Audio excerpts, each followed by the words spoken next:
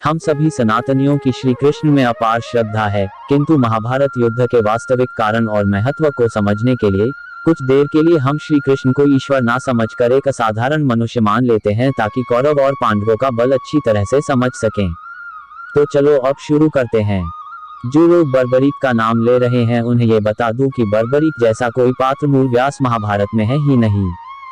मतलब घटोत्कच के पुत्र के रूप में बर्बरीक, अंजन पर्व एवं मेघवर्ण का वर्णन तो है, लेकिन बर्बरीक की तपस्या, सिद्धि, 3 बाण, शीश दान इत्यादि का जो वर्णन है वो मूल व्यास महाभारत में नहीं है। वो कथा लोक कथाओं में ज्यादा प्रसिद्ध है, और अगर था भी तो वरदान प्राप्त योद्धाओं की महाभारत में कोई कमी नहीं थी, इसलिए बर्बरीक को यहीं पर छोड़ देते हैं। महाभारत में अर्जुन के दिव्यास्त्रों की भी बड़ी चर्चा होती है, किंतु ये भी याद रखें कि अर्जुन अकेला नहीं था जिसके पास दिव्यास्त्र थे। महाभारत का युद्ध उन योद्धाओं से भरा था जिनके पास विभिन्न प्रकार के दिव्यास्त्र थे। भीष्म, द्रोण, कर्ण, अश्वत्थामा, भगदत्त, कृपाचार्य, कृतवर्मा, जयद्रथ, सुशर्मा, बहली, सुदक्षिण, श्री कृष्ण, सात्विकी, द्रुपद, विराट, धृतकेतु, मल्यध्वज इत्यादि ऐसे योद्धा थे जिनके पास बहुत सारे दिव्यास्त्र थे। और आप ऐसा ना समझें कि महाभारत में दिव्यास्त्रों का प्रयोग हुआ ही नहीं। कौरव और पांडव के योद्धाओं द्वारा कई बार दिव्यास्त्र का प्रयोग हुआ। खासतौर भीष्म और अर्जुन के युद्ध में कई बार दिव्यास्त्रों का प्रयोग हुआ, और अर्जुन और कर्ण के अंतिम युद्ध में तो केवल दिव्यास्त्रों का ही प्रयोग हुआ। अगर महास्त्रों की बात की जाए तो ये सत्य है कि अर्जुन के पास पाशुपतास्त्र था, जिससे सबका नाश एक झटके में किया जा सकता था, परंतु पाशुपत महाभारत में कभी प्रयोग ही नहीं किया गया। उसका एक कारण ये भी था कि पाशुपत का प्रयोग स्वयं से निर्बल शत्रु पर नहीं किया जा सकता था, अन्यथा वो चलाने वाले का ही नाश कर देता था। महाभारत में अर्जुन के समकक्ष योद्धा गिने चुने ही इसलिए भी पाशुपतास्त्र का प्रयोग नहीं किया गया।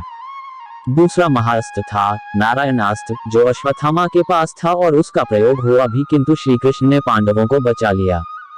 अब अगर बात करें ब्रह्मास्त्र की तो उस युग में भीष्म, द्रोण, कर्ण, अश्वत्थामा और अर्जुन, इन 5 योद्धाओं के पास ब्रह्मास्त्र था। इनमें से अश्वत्थामा के पास ब्रह्मास्त्र का अधूरा ज्ञान ही था। कर्ण को इसका पूरा ज्ञान था, किंतु वो श्रापग्रस्त था, इसी कारण अर्जुन से अंतिम युद्ध में कर्ण ब्रह्मास्त्र का प्रयोग नहीं कर पाया। इसके अतिरिक्त परशुराम के पास भी ब्रह्मास्त्र था, किंतु उन्होंने युद्ध में भाग नहीं लिया। कुछ लोग समझते हैं कि श्री कृष्ण के पास भी ब्रह्मास्त्र था, किंतु ऐसा नहीं है। उनके पास ब्रह्मास्त्र होने का कोई वर्णन महाभारत में नहीं है। किंतु श्री कृष्ण तो श्री हरि के पूर्ण अवतार है, इसीलिए उनके पास ब्रह्मास्त्र होने ना होने से कोई फर्क नहीं पड़ता। इसके अतिरिक्त कुछ ऐसे दिव्यास्त्र भी थे जिनका प्रयोग केवल किसी एक योद्धा को ही था। जैसे प्रस्वापास्त्र केवल भीष्म के पास ही था, जिसका प्रयोग वे परशुराम के विरुद्ध युद्ध में करने वाले थे, किंतु किया नहीं। नारायणास्त्र का ज्ञान केवल अश्वत्थामा और श्री कृष्ण को था, और भार्गवास्त्र का ज्ञान केवल कर्ण के पास ही था। इसके अतिरिक्त सुदर्शन चक्र को केवल श्री कृष्ण और परशुराम ही धारण कर सकते थे, और पाशुपतास्त्र केवल अर्जुन के पास ही था। पता नहीं ये कितना सत्य है। कई जगह वर्णन है कि भीष्म और द्रोण के पास ब्रह्मशिरा का ज्ञान भी था, जो उन्हें परशुराम से मिला। ब्रह्मशिरा ब्रह्मास्त्र से 4 गुना अधिक शक्तिशाली होता है, परंतु परशुराम ने कर्ण को ये ज्ञान नहीं दिया, और ना ही द्रोण ने अर्जुन, और यहाँ तक कि अश्वत्थामा को भी इसका ज्ञान नहीं दिया।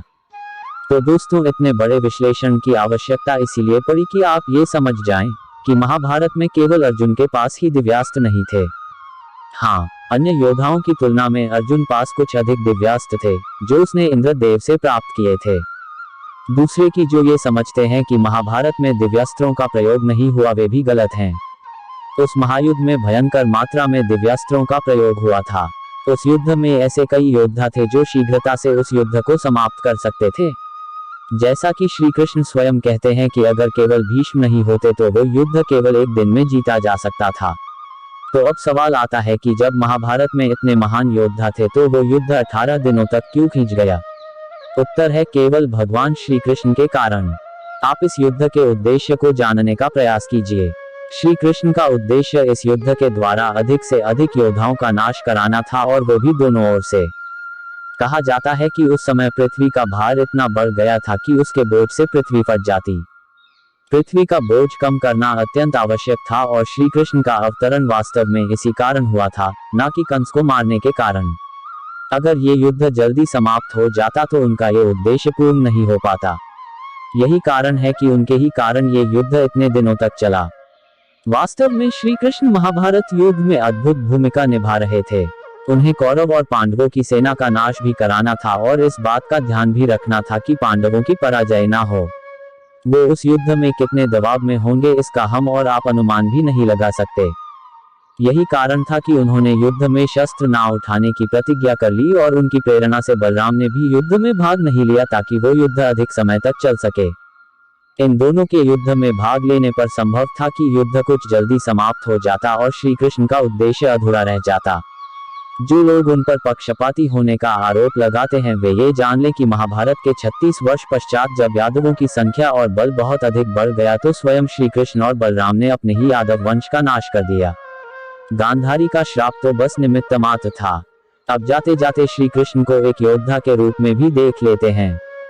वे श्री हरि के पूर्ण अवतार थे और उनकी सभी 16 कलाओं के साथ जन्मे थे।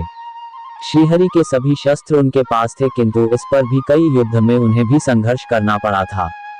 हालांकि इसके पीछे भी उनका उद्देश्य वही था जो महाभारत युद्ध के पीछे था। जैसे जरासंध से वे 18 वर्ष तक युद्ध करते रहे और उसकी सेना को समाप्त करने के बाद भी मथुरा छोड़ द्वारिका में आकर बस गए।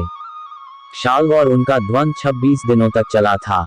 सुभद्रा के वचन के कारण जब श्री कृष्ण और अर्जुन में युद्ध हुआ था तो वो 11 दिनों तक चलता रहा, जब तक दोनों ने स्वयं युद्ध नहीं रोका। पौंड्रक और उनका युद्ध 16 दिनों तक चला था। एकलव्य का वध उन्होंने 3 दिन के युद्ध के पश्चात किया। जामवंत और उनका युद्ध 23 दिनों तक चला।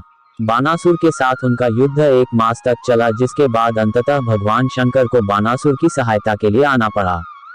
अब आप सब यह जान लें कि महाभारत का युद्ध इतने दिन इसी कारण चला क्योंकि श्री कृष्ण ऐसा ही चाहते थे और कोई ऐसा नहीं था जो उनकी इच्छा के विरुद्ध जाकर उस युद्ध को शीघ्रता से खत्म करने के बारे में सोच भी नहीं सकता था। तो दोस्तों, कहानी अच्छी लगी हो तो वीडियो को लाइक, शेयर और चैनल पर नए हो तो सब्सक्राइब जरूर करें। वीडियो को यहाँ तक देखने के लिए आपका दिल से आभार। बड़ों को नमस्कार, छोटों को ढेर सारा प्यार। जय हिंद, जय भारत।